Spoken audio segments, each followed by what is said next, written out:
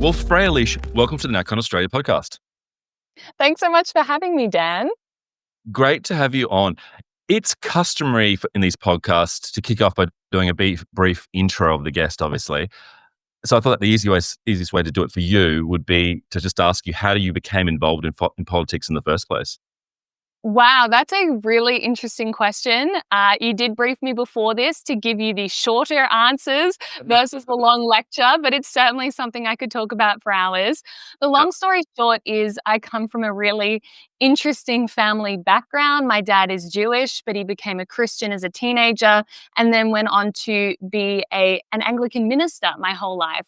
So I grew up as a pastor's kid, always in church. And I think as a result of that background around the family dinner table, the conversations we were always having were about politics, faith, philosophy, what was going on in the world. And being the granddaughter of a Holocaust survivor, I always had this awareness of how bad governments can go.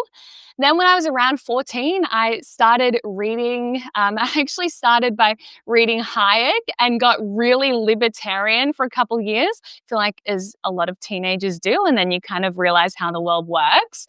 And so went super libertarian, particularly on economics, but always had these kind of conservative social views because of my Christian faith.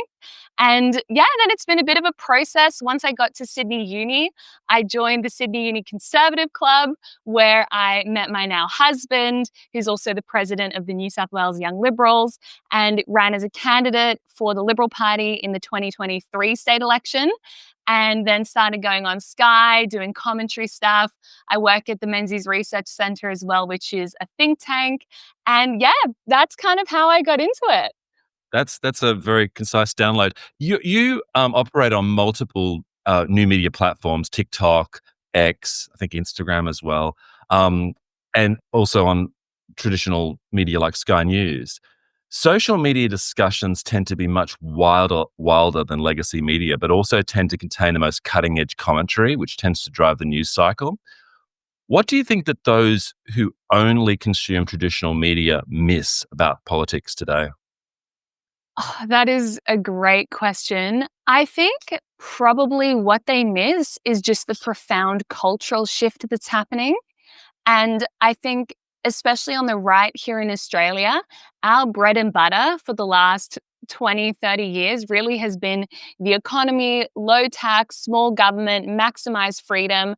And that's how we've connected to Middle Australia, and particularly the forgotten people, the kind of suburban mums and dads. But I think that's really shifting. What you see on social media, the issues that truly animate people, particularly apolitical young people, or even young people who might actually be slightly to the left on economic issues, are the cultural issues around immigration, particularly national identity, who we are as a nation, what it actually means to be Australian, what we are fighting to defend in the West, and the threats that we're facing as a civilization. And I think what I notice when I post about those kinds of things, the algorithm just picks them up. And I'm mainly active on Instagram and TikTok.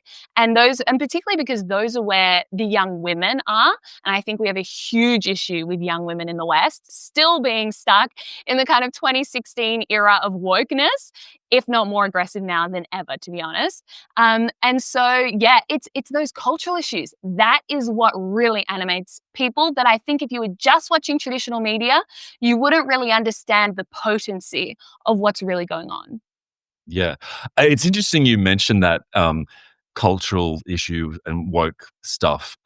There was, as I'm sure you're aware, a recent article in The Australian, I think a couple of days ago, which was from the Hilders Network, chaired by or headed by Charlotte Mortlock, which is one of the many competing organisations that have emerged in Australia trying to engage women in politics.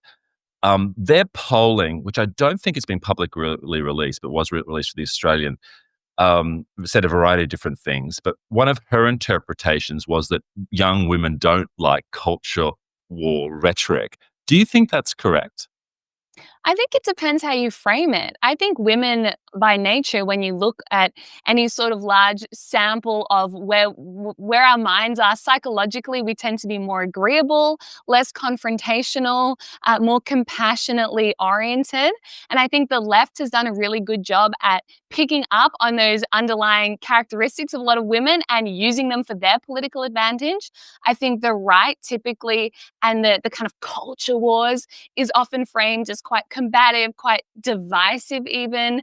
And so I think it's about how you frame it. And in reality, what are the culture wars? It's almost become this like mythical term that's bandied around by opponents of Mm. conservative Australian culture to say, oh, it's all too hard and you just shouldn't engage with that. What it really is let's get back to valuing the family. Let's say to women that actually being a mother, more than your career, more than your external accomplishments, realistically, that is probably what's going to be the most valuable and meaningful thing in your life.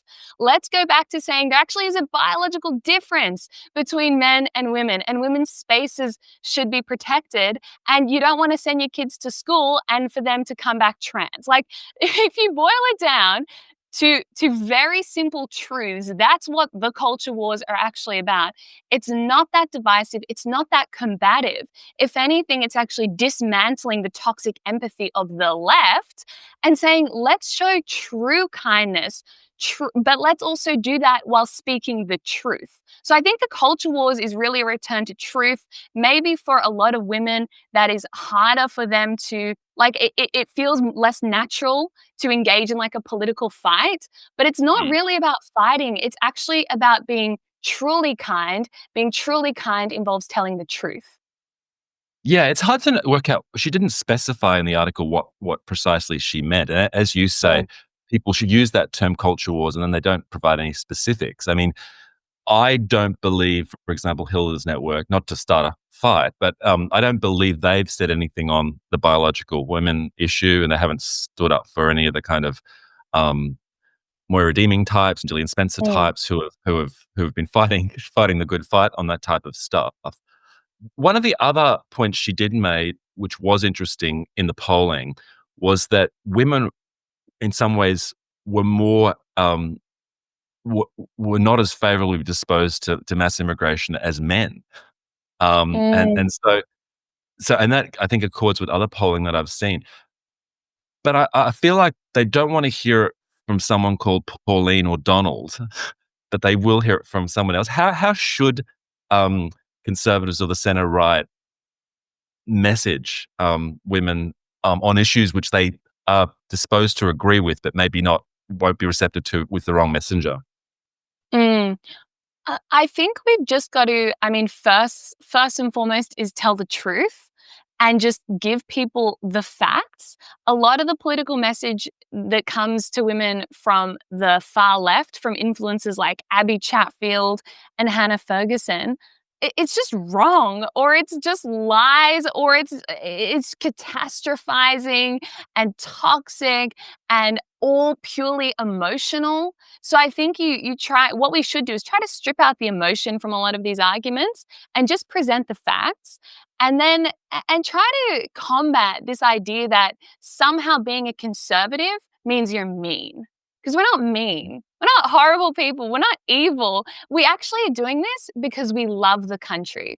There is a tendency among conservatives, particularly like the reactionary populist types, to just oppose, oppose, oppose. Everything gets very negative, and that does get a lot of views on social media, but I think that can be a turnoff. So let's actually tell people why we stand for these things. It's not that we hate migrants. It's not that we hate the environment and we want to see it burn. It's not that we hate poor people and just want this like capitalist hellscape. No, it's actually because we love the country. We love our people. We love families, and we want to make sure they can flourish and thrive. But that involves trade-offs, and there are some serious decisions we have to make as a country. So I think if we lean into that, why are we doing this? Well, because we love Australia and we love our nation. That's how we can start to cut through a bit more. Yeah, and nevertheless, though, there is a problem with young women voters. I think, again, the same poll, not to harp on about it, but said only 24% of women aged 18 to 54 believe the Liberal Party represents women, which are catastrophic figures, especially on a nationwide basis, because in Melbourne or in other parts, there'll be, I imagine the figure will be even lower. So how do you realistically turn that around? Well, I think in terms of the practical side of things, we need to get more active on social media. That's something I'm very passionate about. I think the left has, particularly in Australia, has really a stranglehold on the culture at the moment. And it starts in the social media, it's in the arts as well. There is just the entire youth culture is just so progressive. And there's really no counterculture of conservatism. In America, it's actually cool to be conservative. It's actually weird and cringe to be the blue haired lefty who's out there protesting against Donald Trump. Like, that's weird. Those guys are not representative of the average young person. And I think in Australia, we are a couple years behind that, but it's starting. Like, a lot of my non political friends, they look at those guys at the Pally rallies or marching for climate change, getting hysterical about Trump, and they're just kind of cringe. But again, there hasn't been that mass cultural movement yet. So what do we need to do? Well, we need to get active on social media. We need to develop a counterculture of patriotism and conservatism, actually make it cool to be patriotic in Australia. And I think we also need to start um, dispelling the lies that a lot of young people here have grown up with. I mean, the levels of indoctrination, it's such an overused word, but just the false teaching about history, in particular in schools, primes young Australians to be on the left because they actually don't think there's much to be proud of about this country. So I think that's where we start. Do you think the Australian media class get social media in the same way that members of the Trump administration do and the new right over there do? Because I find that Australian politicians here, with some rare exceptions, tend to use social media like they're providing their holiday photo snaps, or they just use it as a distribution mechanism for old school media releases, and they don't really engage with the audience or use social media to get focus on a particular issue or draw attention to something that's going on. Do you think that's fair? And why is that the case? I think that's definitely true. Like, I help a few MPs with their social media. And what you do notice, a lot of these MPs, the only way they use social media is like they take a photo of themselves at some, Nepalese community event and just post that on Instagram. And they're doing this like every single day. And I'm like, no one cares. No one actually cares about which community events you've gone to if you're not talking about the existential issues that are facing our country. So I think the people that actually do it well, I mean, I think Andrew Hastie is just at the top of the list for MPs that have realized the power of social media and that we actually should be using it as a way to speak directly to the people. And if you think about it, this is what Menzies did in his Forgotten People broadcast. He actually got up on the radio and spoke to millions of Australians directly in their home. We have the power to do that more than ever now through social media. We don't even need the traditional media anymore, really, but people don't. And what was interesting, when Hasty started posting on social media, I think he did like 4 Instagram videos where he was talking about bringing back Aussie manufacturing, being conservative, and people were apoplectic. Like, there was complete meltdown. There were liberals leaking against him in the media. They were going, how dare he do it? How dare he undermine the authority of the leader? And I'm like, okay, if all it takes to send people into meltdown is to actually do something and just post a couple of videos to Instagram, either you guys are really not doing anything at all, which is true, and you're threatened by this because you realize how effective it could be. So I think, yeah, he's great, but yeah, he's probably one of the few MPs that's actually realized how powerful this new medium is. Yeah, I mean, it's always the case in history that politically the ones that are most successful are the ones that dominate the current media, like FDR, or like you said, Menzies, radio talks. Then you had, TV with Reagan and other people, and then in this day and age, obviously, Trump dominated and he got into the White House because of Twitter, now X, right? Yeah. And also, I think that one of the things they miss is you learn stuff by being on social media. It's like an advanced warning system for issues that are being discussed. Whereas if you're just doing these set piece interviews and whatever, you're not actually engaging with Mm, it's like or polling it. Um, it has its controversies too, and as I'm sure you're aware, um, and there are risks involved in doing all this stuff. mm, There were chat groups leaked recently, originally from Doge, that contained provocatively and arguably racist statements. But JD Vance defended them by saying, I don't think social media activity should ruin a kid's life. And that if he's a bad dude, referring in particular this person, or a terrible member of the team, fire him for that. He also recently came to the defense of those who had some, saucy comments in a similar chat group, which was leaked to Politico. I find that actually an incredibly mature and important approach, and it's earned him a lot of gratitude amongst young people who, would have had their careers ruined if he hadn't stood up for them. But I doubt that in censorious Australia, our political leaders would take the same approach. What do you think? yeah, that's probably right. I think we are just, I don't know what it is, as a culture, so much more risk averse. And this ties into the previous question because I mean, you look at what Trump did in the lead up to the American election and even all the people around Trump, because that's the thing. It wasn't a solo act from him. The others were just as prominent in the social media world. And it's part of why got elected. You weren't just voting for Trump, you were also voting for Tulsi Gabbard. You were also voting for Elon Musk. You were also voting for his army around him.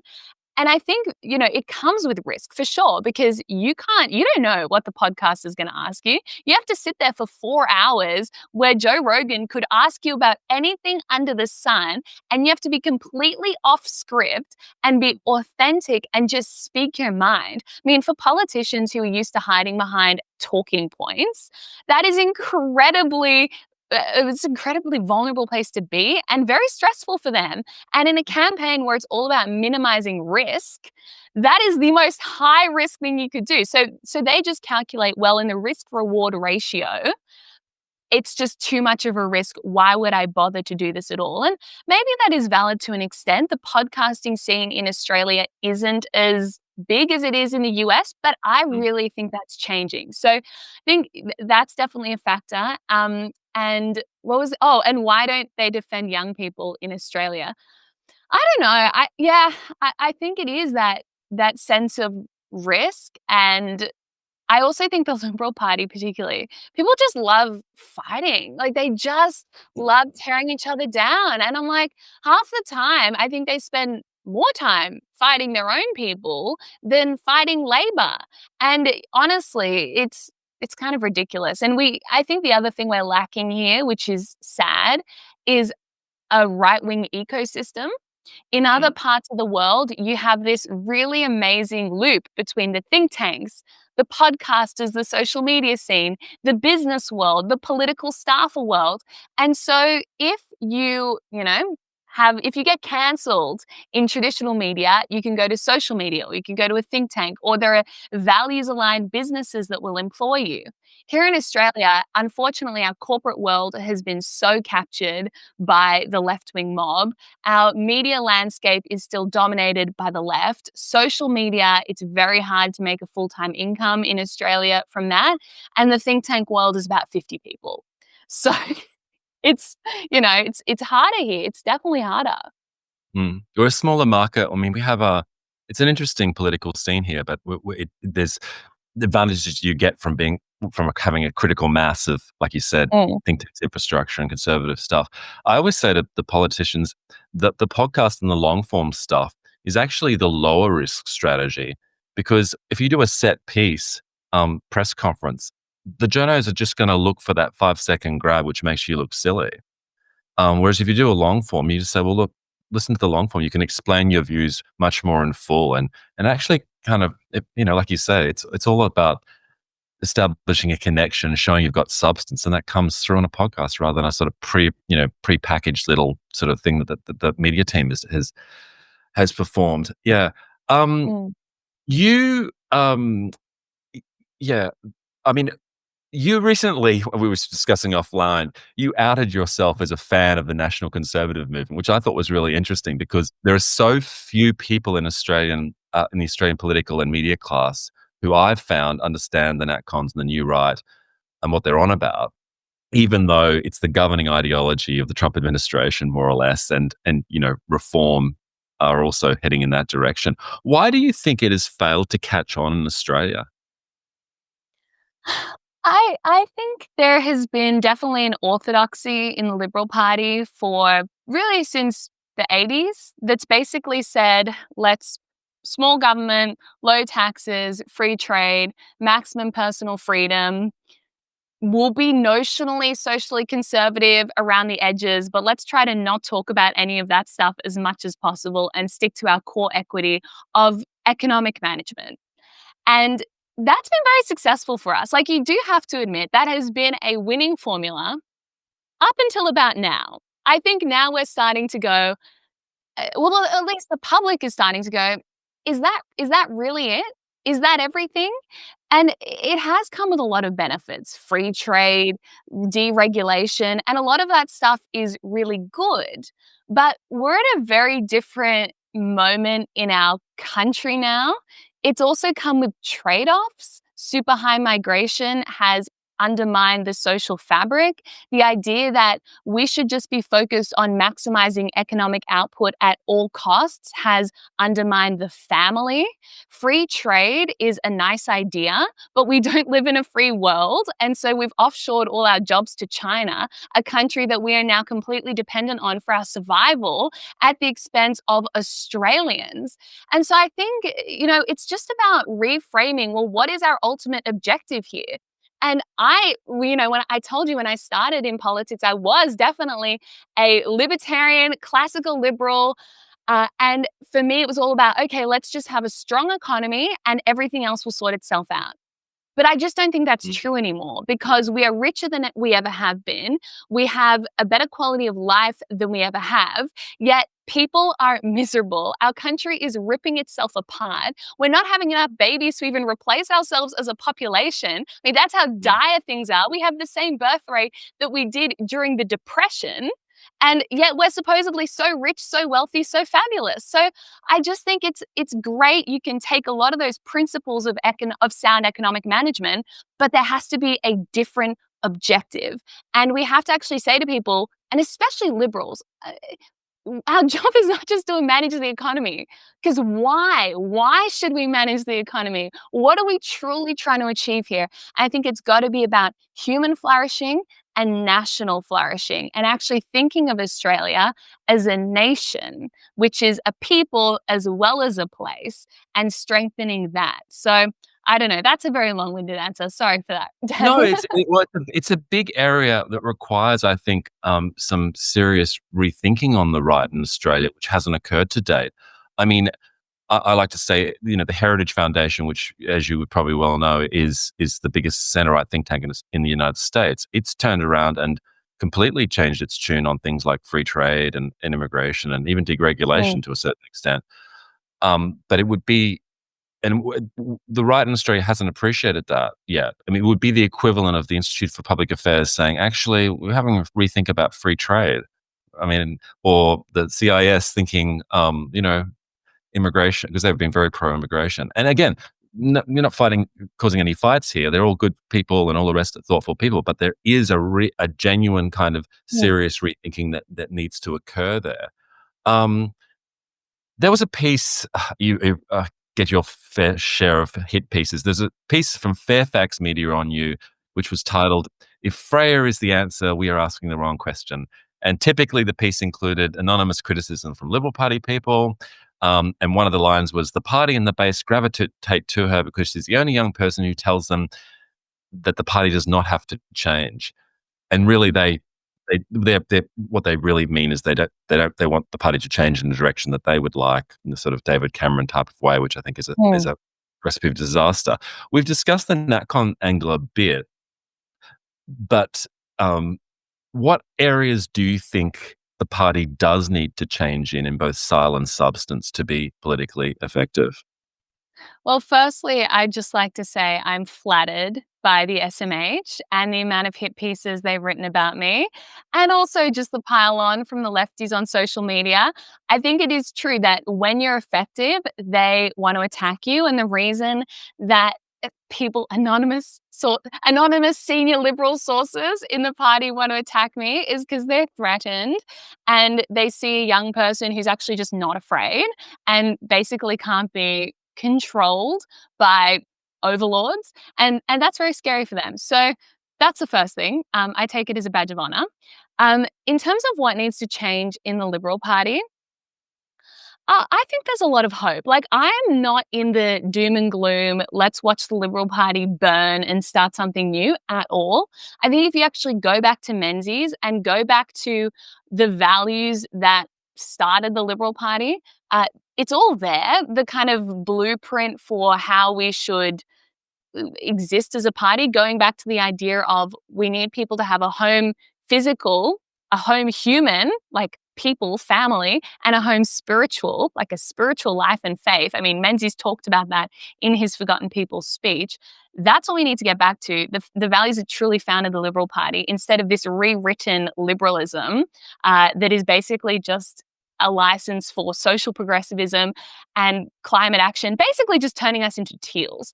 I don't think that's the right approach. And so, yeah, I just think the Liberal Party needs to get back to its values, stop trying to pander to a population that has moved to the left. A lot of people in these teal areas have just gone to the left, and that's fine. Let them go there, but let's try to bring them back. Let's not chase them there, because if the Liberal Party only ever chased the polls, it would continue to lose. And the perfect example of this is The Voice. When they came out against The Voice, it was polling at around 70%. But with a strong, clear campaign, bold messaging, they brought it back. It's happening now with net zero as well. Net zero was overwhelmingly supported. Now, basically, the population is split 50-50 over it. And that's only because really in the last 2 months, we've had a serious national debate around it. So I think the Liberal Party and these ideas are a lot more popular than the left-wing media establishment or the lobbyists for green energy want us to think. But we just got to get out there and just prosecute the case and realize these guys are always going to hate us. There's no winning them over. So just let them hate us and just say, well, I'm sorry, I don't care. If I was visiting my parents in Balmain the other day, this is a green seat. This is a seat I ran for back in 2023. And I saw a boomer woman jump out of a brand new Porsche with a vote yes bag. And I was like, this is the people that the Liberal parties, so some people are trying to tell us to chase. They're never going to support us. There are all these mums and dads out in Western Sydney, in the suburbs, that should be voting for us, that are culturally aligned with us, but that we are not cutting through to because we're too distracted over here. So I just think, just you won't be liked. If you're in politics to be liked, you're in the wrong game. Yeah. What do you think of these anonymous Liberal Party commentators, right? I mean, should the media really be, taking quotes from them? It seems a bit, you don't know who they are, you don't know what seniority they are, and yet they kind of are used to either, target an Andrew Hastie or target someone else. I mean, what should be done in that respect, or should they just be ignored? Oh, well, I think they should just be ignored. And I mean, the funny thing is you often know exactly who it is. Like, I think I pretty much can narrow it down to about 5 people who these Yeah. anonymous sources could be. And they wouldn't like to think that I might know who they are, but I definitely do. And I just think eventually, hopefully in politics, these people get exposed for who they are, which is not interested in the greater good of the party, not interested in supporting talented individuals, but interested in advancing their own agenda.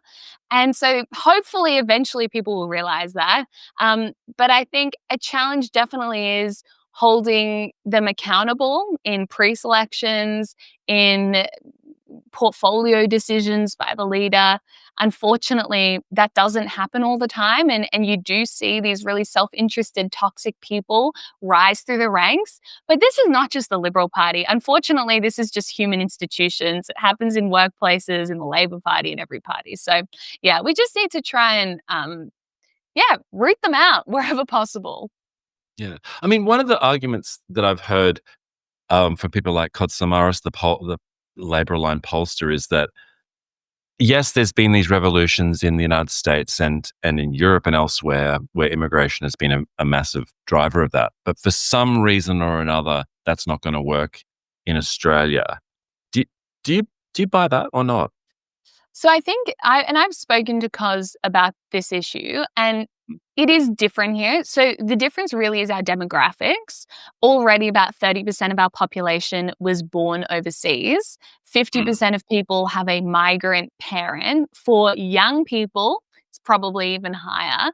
And then if you look at our distribution of the population, we have a lot of people in the urban areas. Like we are just a very urban population. Mm. Whereas a lot of those revolutions in the US and the UK and Europe driven by sort of outer urban rural people. But look, I also just think that's a bit of a defeatist attitude. And I just don't think we should give up. I do understand if you just look at the numbers, sure, it's going to be harder here than in the US or in the UK. But also, we're a different country. We don't need to import what they've done in the US or what they've done in the UK. We can have our Australian version of a patriotic conservative revival that is catered to our particular context. So, yes, it's more urban, it's more educated, it's more sort of uniformly middle class and more diverse ethnically. But that's no reason to give up.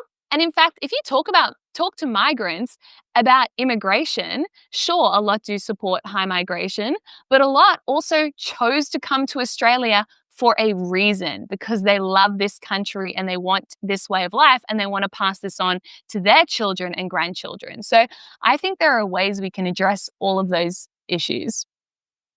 What about the idea that you can't give up on the cities, right? Because I like to say to people, during the Russian Revolution, the whites who are the anti-communists, had a lot of support in the country, but they didn't have control of the command and control centers like the media and the banks and in the major capitals, and they lost ultimately. Mm, How in my neck of the woods, which is pretty green, and I think the in Brisbane, there are issues where people will certainly agree with the new right. Like for example, the whole "Make America Healthy Again." You can get a very good hearing for that of those type of issues um, in the farmers market on the weekend, right? Tulsi Gabbard, she walked down there, would be at home. I mean, with her, very anti-war, mm. Bush era, anti-Iraq war message. I mean, that's typically been the rhetoric of a particular type of the left, but it's not how Howard government era ministers talk, right? Not even really how the Australian and some of the conservative media talk, who are still in that kind of George W. Bush era. Do you think there's sort of like a much more of a kind of deeper rebranding or rethinking on some of those issues that needs to occur? Well, I think if you look around the world right now, there's just a whole realignment of what it even means to be on the left or on the right. Like, I don't think those labels even really mean anything much anymore. And a lot of what is now considered to be on the right are people who've come from the left. It's now, I think the right's sort of become this alliance of conservatives and anti Marxist liberals Mm. and who are kind of just wanting to save Western civilization from complete annihilation, and versus the other side that is either putting their head in the sand or has been completely captured by cultural Marxists. So that's, I mean, it really is this whole shift in the political landscape. And so, yeah, I think you're right. And I think, I've even noticed this a great example in the Jewish community since October 7. They have traditionally been, more to the left, definitely socially progressive, wouldn't really relate to a lot of these conversations around saving Western civilization. But on October 7, they saw the true face of the threat we face from radical Islam, post October 7, they've seen the threat we face from Jew hatred, from radical Islam and the radical left. And now they have just swung. I was door knocking in the eastern suburbs and met a young millennial mum who voted for the Greens last election and was going to vote for One Nation this election. So that Mm. just shows Oh, wow. you the complete swing. And that's not uncommon among that community. So I think what's going to happen is where as these issues of immigration get worse and worse, the breakdown of our assumed cultural values as we have larger and more powerful groups who don't share these values or want to tear them down, as people confront that more head on and realize like, oh my gosh, this is actually coming for me too, you're going to start to see a shift there. And that's what you're seeing in Europe. These traditionally left-wing progressive people are starting to go, oh, actually, mass immigration from countries who view women as subhuman can have negative consequences. Mm. Yeah, I think there's a tendency on the right in Australia to of a particular era to still think it's the Hawke Keating debates in Parliament and not haven't appreciated the transformation that has occurred around them.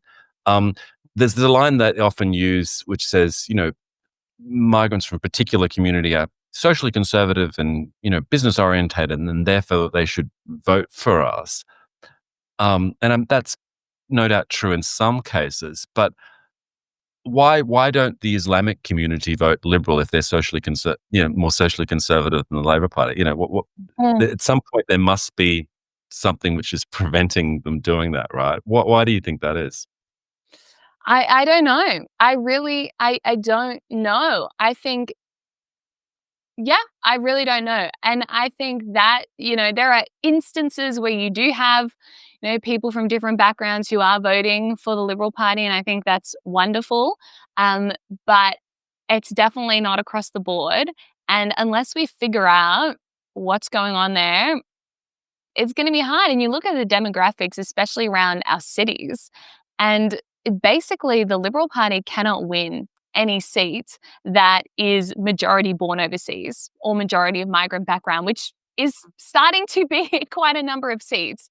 And so, yeah, I mean, this is why we really do have to have a halt, or at least a substantial decrease in immigration, because the demographics of our country are just changing so much. And, you do wonder, will it get to a point where I if these current trends continue, where, the overwhelming majority of certain ethnic groups vote for one party, how do you actually have a functioning, healthy democracy? Will we slide into a sort of balkanized politics where you basically just have rival ethnic groups lobbying for interests, and, always voting for the parties that are going to put their interests first above the national interest? Yeah. Hard one. It's a hard one. I think people sometimes on the right, they overestimate the extent to which the debates are just ideological. And I always like to say, you could have made the best argument in Boston in the 1960s as to why, the Irish should be voting for Republicans, but they're going to vote for the Kennedy because he's Irish, you know? And that whole state, got transformed in the same way. There is a kind of ethnic component to this, which is very hard. It's not how politics should work, but it just is the reality of it. Matt Barry, who's a CEO of Freelancer, had a very good sort of data-driven analysis of how, the more a seat becomes one in which the population is born overseas, the more difficult it is for the Liberal Party to win. Doesn't it almost, as a purely means of political survival, need to be very strong on, um, reducing the numbers dramatically? Yeah, I mean, although some would say it's already too late. So that is the other side of the coin. I mean, I have spoken to liberals who say, well, it's too late. Like there's no political constituency for the Liberal Party to oppose huge levels of immigration because it's just too politically unpopular in the urban areas, which is the majority of seats, because they are already, dominated by migrant communities. But So, where are they getting those polls? Because the earlier one about that was put at the Hilmer's network. I mean, that showed women are in favor of reducing immigration. So where do they get this idea that there's necessarily this visceral reaction against reducing numbers in the community? My personal experience is not that. well, I do think if you poll migrants about do Mm. they want to cut immigration, Yeah. the overwhelming majority say no. And, Mm. that's partly because if you've come here, you want your parents to be able to come here, you want the family reunion stuff. Yeah. And, you want your fellow countrymen to be able to come here as well and live the Australian dream. Mm. So it's hard. But at the same time, I mean, I would say, I just don't think Australians have really ever been given a choice. That is the other thing. Like the Liberal Party kind of campaigned on it at the last election, but then sort of chickened out as at the last minute. And then we're like, okay, we're just going to stop talking about immigration. And I think this is and actually what was interesting at the last election, Labor agreed that we needed to cut immigration. So they announced they would cap international students, they would cut immigration. So it kind of became actually a bipartisan policy. So if anything, it's so popular that both major parties were saying they would cut immigration. But in reality, Labor has not done that. And they're not going to Mm. do that from an ideological perspective either. So yeah, I mean, this goes back to the whole thing though. If you keep chasing the polls are just going to tell you what the winning ideology of the day is telling you, right? And that has been mass immigration, but I think it's changing. Well, it strikes across the world, and I know there are, like you say, there are differences because of how urbanized Australia is and the percentage of a population which is overseas. But it's striking in the UK how much the rhetoric has changed on a bipartisan basis, right? Mm. Where you have now, I saw Robert Jenrick, who's a senior Tory MP, talk about not only net zero immigration, but actually net negative immigration. And then that's just inconceivable in Australia. And it was probably inconceivable in the UK until the last couple of years as well. But do you think there's actually, we're ever going to see that type of change here? I think we might. We actually might. Like when you look at young people, and there are a lot of young people that I speak to that are anti-immigration, are anti-mass immigration, are kind of anti-woke. They don't like all the woke stuff. They went to a uni like Sydney Uni where the majority of students are international students, had a terrible time. Now they can't Mm. buy a home. They feel like they'll never be able to have kids, or they've been told that that's actually just a stupid thing to want to do anyway. And they're voting for Labor. Like, that is a sizable chunk of Gen Z and Mm. millennials even. They just sort of default vote for Labor because they think the Liberal Party is not on their side. They're on the side of big business. They're, for the rich elite.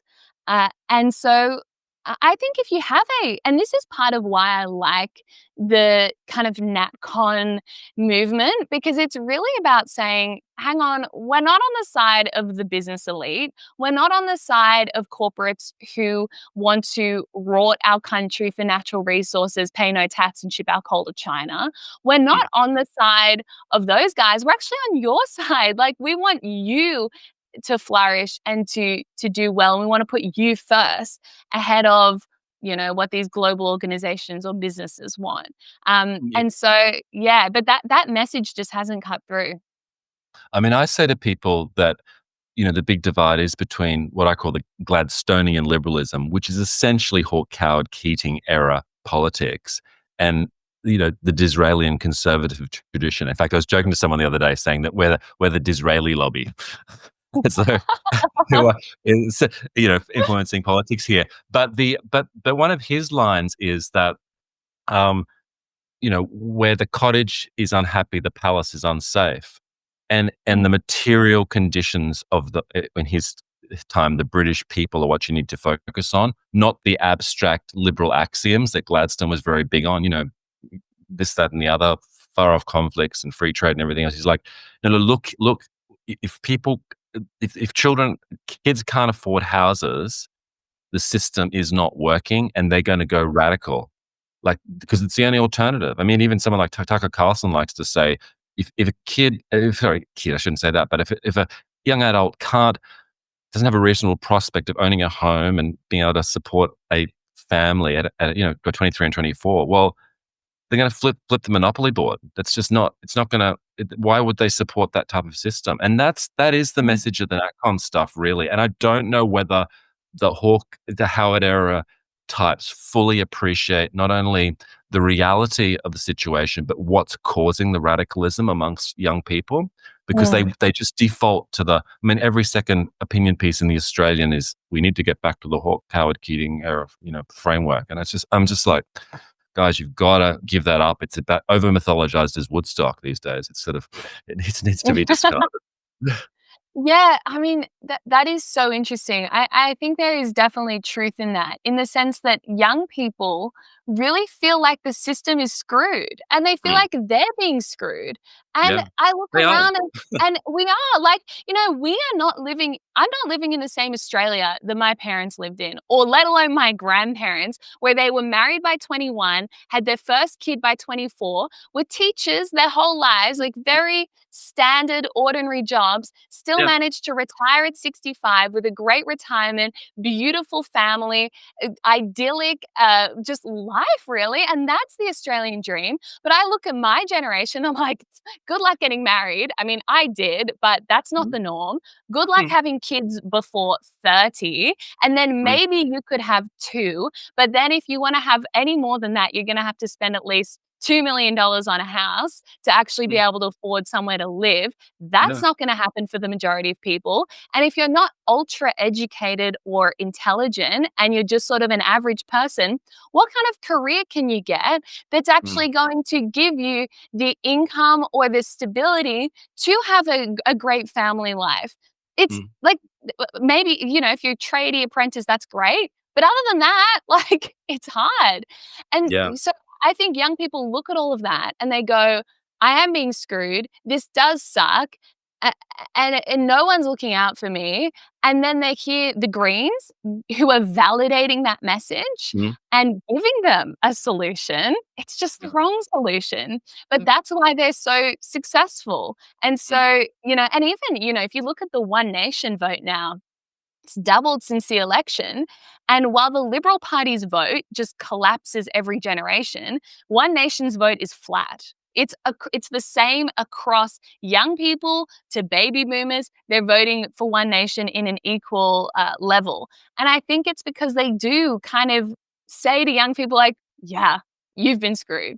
And that sucks. But we can try to fix this. Whereas the Liberal Party, because we've been in government for so long, because some of the things we did were part of what screwed young people now, they don't want to address it. Yeah, and like you say, I think that what really gets on the nerves of young people is when the older generations say that, well, you just need to sort of work harder and cut out the avocado toast and this, that, and the other, because the young people are probably more, you know, hustlers and educated and savvy and business orientated than, like you said, your Mm, parents were teachers, right? Right, but it's just not apart from, like, maybe the top 1% can have a shot at it. But what you mm. really want is a reasonable prospect for 60 or 70% of the population who play by the rules and do everything they can do to be able to afford the quiet miracle of a normal life, which isn't now available. And so, yeah, open borders. I would say open borders liberalism creates political radicalism. It did in the past, and it has today again today. Um, Yeah, no, so true. yeah. One thing. The final question, so I keep it to an hour.